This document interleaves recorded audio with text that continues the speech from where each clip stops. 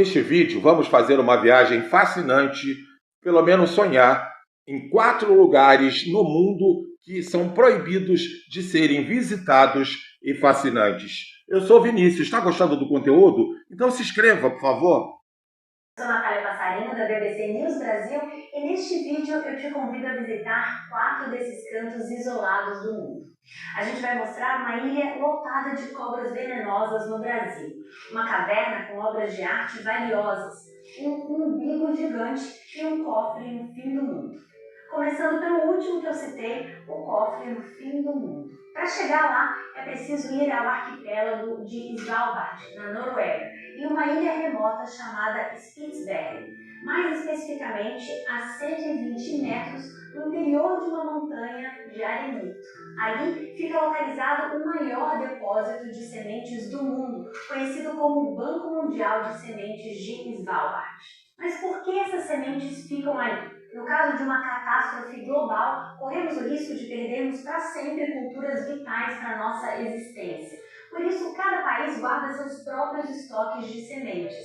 Esse banco, construído em 2008, é uma espécie de medida global para a segurança alimentar. Lá ficam as sementes mais preciosas do mundo, quase 900 mil delas, que asseguram nossa alimentação em caso de algum desastre.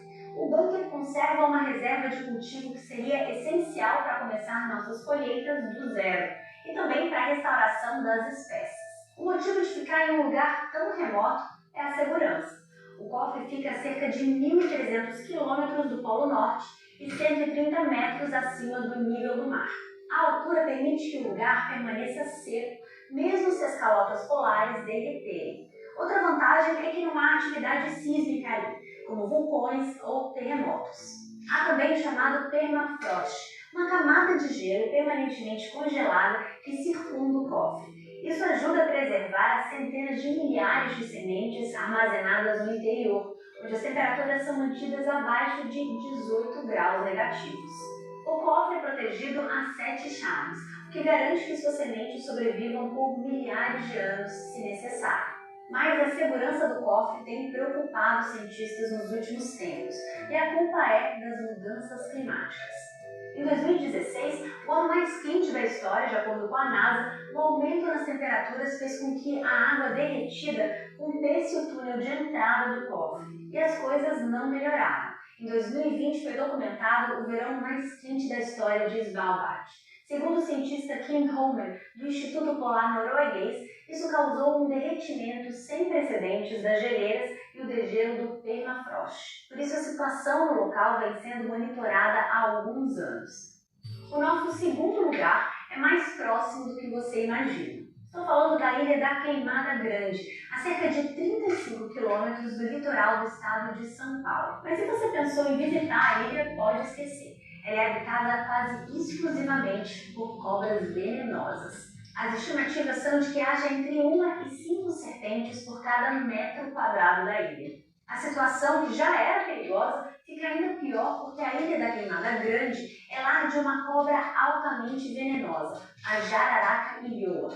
É uma espécie de víbora que existe só em Queimada Grande. Mas como essa cobra foi parar lá? E por que existem tantas delas? Bom, a ilha foi descoberta em 1532 pela expedição colonizadora de Martim Afonso de Souza. O nome foi dado por pescadores. Sabendo do risco que corriam ao desembarcar por lá, eles ateavam fogo na mata costeira para afugentar as serpentes. Por isso, a chamaram de Ilha da Queimada Grande.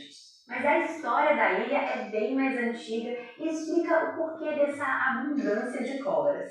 Ela foi formada no final da última era glacial, há cerca de 11 mil anos, quando o nível do mar subiu. Assim, o local foi transformado em uma ilha. Depois da separação entre morro e continente, as jararacas que ficaram na Ilha da Queimada Grande sofreram uma série de adaptações de acordo com as condições ambientais do local e acabaram se diferenciando das jararacas que ficaram no continente.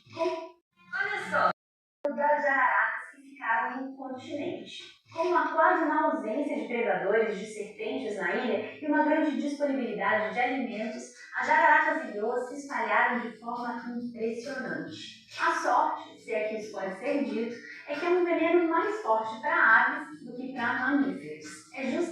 por causa dessa quantidade de cobras que o governo brasileiro proíbe qualquer pessoa de pisar na ilha como medida de precaução. A única exceção são alguns pesquisadores.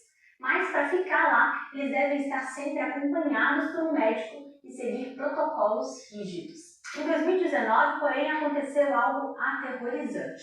4 homens ficaram presos na Ilha da Queimada Grande, depois que o barco pesqueiro deles afundou. Eles foram resgatados depois de 3 dias. De qualquer forma, essa ilha remota de 43 hectares no litoral de São Paulo não parece ser o destino de férias mais atraente. Tanto que em 2010, um site especializado em listas colocou a Ilha das Cobras como o pior lugar do mundo para visitar, à frente até da zona contaminada da antiga usina de Chernobyl, na Ucrânia. Nosso terceiro lugar não é exatamente perigoso, mas não podemos entrar nele por causa das valiosas obras de arte que estão lá. Não estamos falando de algum museu privado, e sim de uma gruta localizada no sul da França, a Gruta de Lascaux. Ela é um dos exemplos mais bem preservados de arte pré-histórica já descobertos. Ao todo, o local tem cerca de 600 pinturas e 1000 gravuras feitas há cerca de 17.000 anos.